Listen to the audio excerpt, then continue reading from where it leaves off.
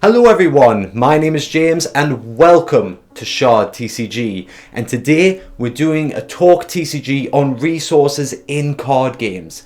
Now if you're not sure what that is, don't worry, as we go through the video it's going to become really clear.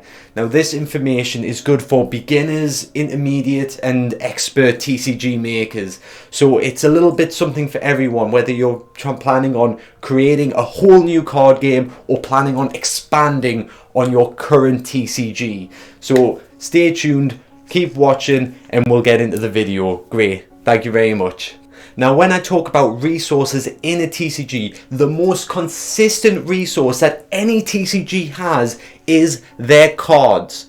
Now what do I mean by that? We can break that down into different categories. First of all, you have your deck. So you have your deck on the side. That is a resource that you can tap into. Now when I say that, I mean that when we have cards with certain effects, those effects may tap into your deck, whether it's pulling cards out of that or discarding cards right away to tap into new powers that your cards can unlock. This is a costly resource and it should be utilized when you're making the TCG. Perhaps using a certain element or creature type or different champion or different hero, whatever you use, they might have a specific archetype that uses specifically the deck, which will give it a unique flavor. So like I said, we're looking at the cards as the broad category, but the deck is the main subcategory. Second to that will most likely be your hand. You could be tapping into the cards in your hand. Now I know this sounds like a bit of a cheat because it's the same resource, isn't it? It's the cards. But you can target specific things in specific areas. So you can have a card that says tap the deck to activate this, or you can have a card that says tap the hand, discard cards from the hand to activate this. So the hand is another category that you can utilize and keep the flavor different. If you wanted different creature types, perhaps you have a type of vampire card and somehow you've themed it so the hand is your blood or something, and the vampire is taking the blood from your hand. You know, like bloodletting, wrists, I don't know, maybe there's a random theme there. If you like it, delve deeper into it, you can have it. I don't know, I'm not sure if it's any good. It's just something I randomly came up with on the spot.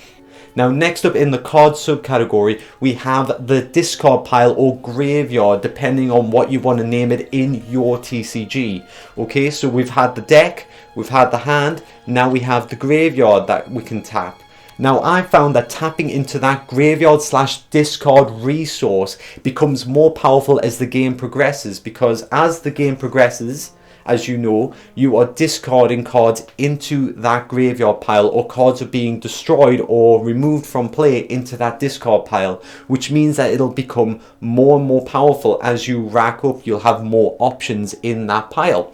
This is worth noting when you're creating creature or hero type effects that are going to interact with that graveyard. You have to remember that there is a disadvantage at the start of the game compared to the end of the game. So that's just something to keep in mind if you're planning on having some type of creature type that is going to interact with that graveyard type resource. Okay, and the last card resource I want to cover is the cards in play. Yes, you can use them as a resource. The most popular example of that is probably Yu-Gi-Oh! What do? They tribute summon cards, don't they? So the more cards that you have in play, you can sacrifice those creatures to summon more powerful creatures into play. That tends to be how they ramp up, and it also helps with balancing because you can clear lesser creatures off the field in exchange for one larger creature. This is something I have done in Shard TCG, but it's like a reverse effect. We've added a Shard resource as well, so you can sacrifice smaller or larger creatures if you choose to gain your shards back, and then you would spend those shards to get creatures. So this creates a two-way system of sacrificing compared to Yu-Gi-Oh's more linear system of just sacrificing smaller creatures for larger creatures.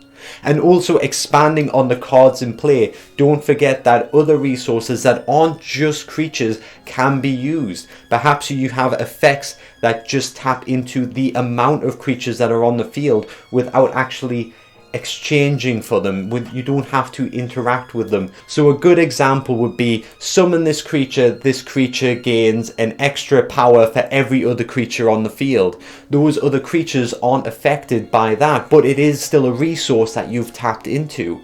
Another example for the previous resource that we're talking about would be to tap into the graveyard. So summon this creature gains so much health for every creature in the graveyard. You haven't drained any resources from that, but you are utilizing that resource to buff this creature. So when you're making a TCG, I would strongly advise to use at least all of these in some manner. You know, you don't have to delve so deep into it that the game is completely themed around it.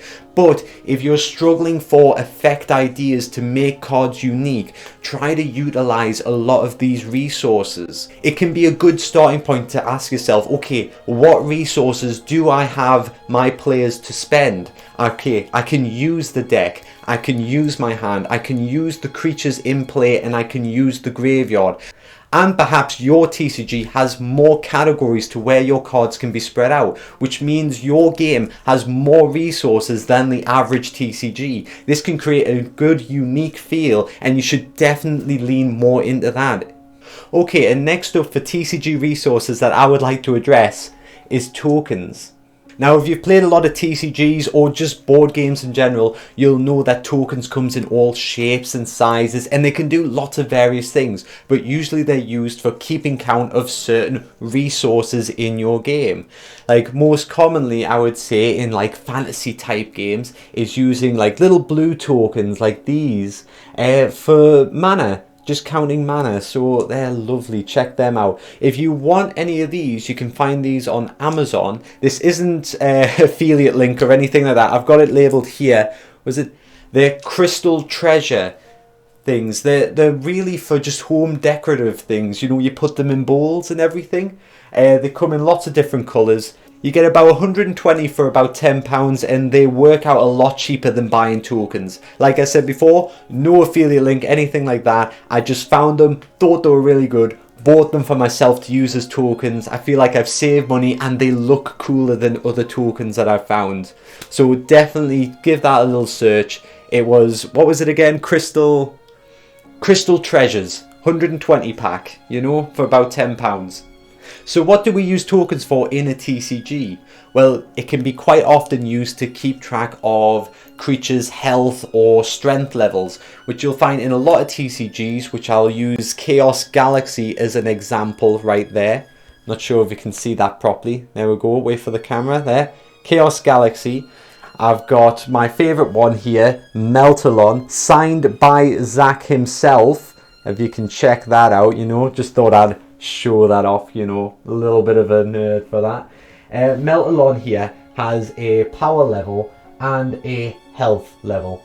Not to say that every TCG uses this, but you can look at power levels and health levels and go, okay, I'll put power tokens on to increase their power level, or I can put health tokens on to increase a creature's health. So that's one plain example, probably the most vanilla example I can give to what you can do with tokens in a TCG. Now, how can you use these resources? Well, obviously a creature's effect can also say drain health from other creatures to buff this creature, so utilize these as well. Like I said before about the bloodletting vampire thing, it probably what would theme a lot better is having like a type of vampire card that would tap into other creatures' health, wouldn't it? So if this creature would like to take health tokens from other creatures, then you are utilizing that token in that specific way. Now, expanding on Shard TCG, which is mine and Richard's TCG that we created together, we have quite a few tokens. So we use strength tokens as well as vitality tokens for creature health. We also use shield tokens. We use weakness and wound, which are negative tokens. So we have a lot of tokens that we use, which can be quite messy at times, and it is more board game than than TCG, because normally with a TCG you want to keep it quite simple. But you don't be afraid to use tokens, especially if you're using it in an online format, you know, when all the tokens are available to you. So yes, if you're keeping to an online format, don't be afraid to use more tokens, you know, use it to your advantage. If you can do that when other games are limited by playing a physical game, then just try to lean into your own strengths. You know, think about the format, think about where this game is most likely to be played and how you can utilize that more. Now in Shard TCG we also have external tokens, which I like to call them, which is our soul shards and our mana shards. Now these are what we generate every turn. Using Shard TCG as an example, we use soul shards, and you generate soul shards passively every turn, which you use to then summon creatures. The mana is restocked completely every turn. So this is another example of how you can generate tokens, is by restocking completely. Now the full restock of tokens is a good way of doing things, because it can encourage your players to use more, because they know that if it is fully restocked again, they want to use as many as possible. And wanting to use as many as possible encourages your players to be slightly more aggressive, and a slightly more aggressive player will inevitably create a more exciting game and a faster game as well, because we don't want our games to drag on for too long. We want that speed, that pace, that excitement, you know. It's like we're watching a football game. If both teams are just holding off on each other, waiting for somebody to make the wrong move, it can drag on a bit. You want them at each other, you know, just trying to score against each other all the time. It's just more exciting that way. So this is what we try to do with that type of generation.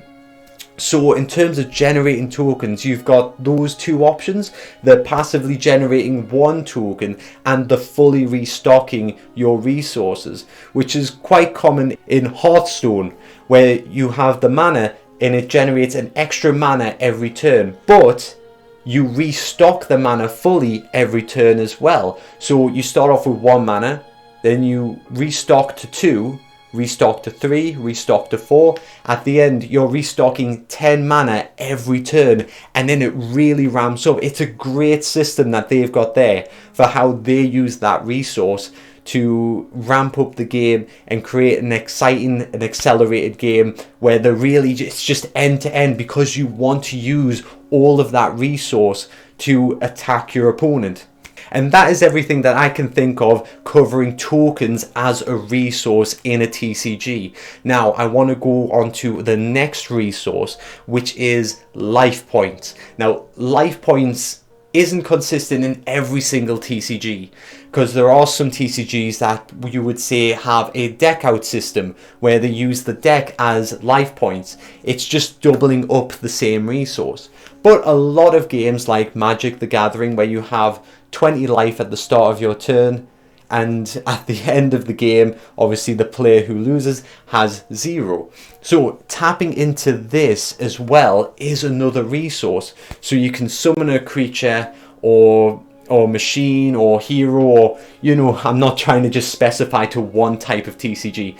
Whatever you summon to the field or call forth or create onto the field can tap into like a life resource as well, instead of your more common resources.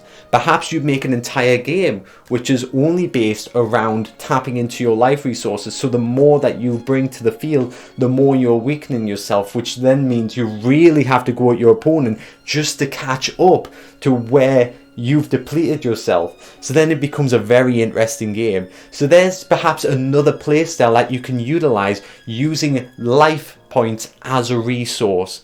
So don't forget to look into that as well, and make sure that you've covered all these resources to make a really expansive game, you know. And before I go on to this final resource, I'd just like to say thank you for watching this video up to this point. It really means a lot to me. And don't forget to hit that like button if you've enjoyed this content up to now. And if you haven't already, hit the subscribe button. I would love to do some more Talk TCG in this type of format, but I only do them when I get like really good ideas. But I really like this, just chatting to the camera, and then sometimes it creates ideas for myself as well, which I then immediately pass on to you. So some of these are a little bit untested, but I have noted down most of this stuff, so don't worry, I'm not just, you know, playing it by ear.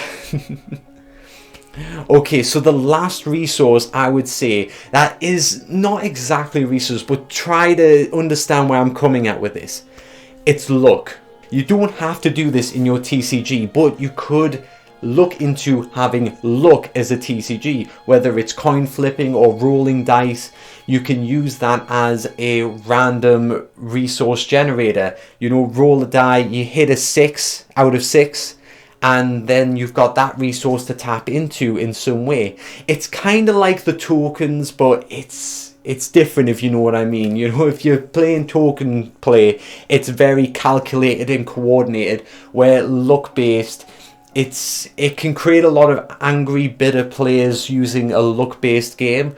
But there are people who are thrilled by that luck based system, and just having a coin flip and having that detrimental effect or that advantage effect is something that some players do crave. So I know it does sound a little outside of the box, but have a look at a luck-based system as well. Like Pokemon, for example, they use a lot of coin flipping for whether creatures are frozen or poisoned or things like that.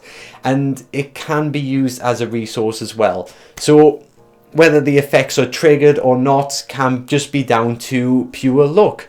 Okay, so to sum up, we've looked at cards and all the subcategories of where cards are positioned for certain resources and how they can be targeted. We've looked at tokens and how tokens can be placed on creatures and other cards in the game, as well as having external tokens that you can use that are outside of the card play itself.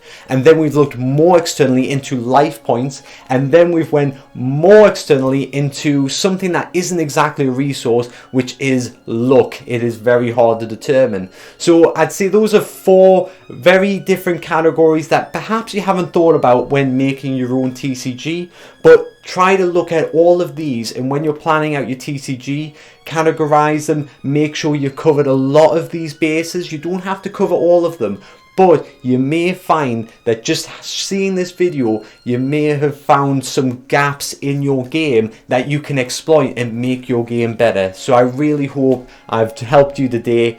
And like I said before, please leave a like and subscribe if you haven't already. And I'll see you next time for another Talk TCG. Any ideas are appreciated, put them in the description below. Thank you very much.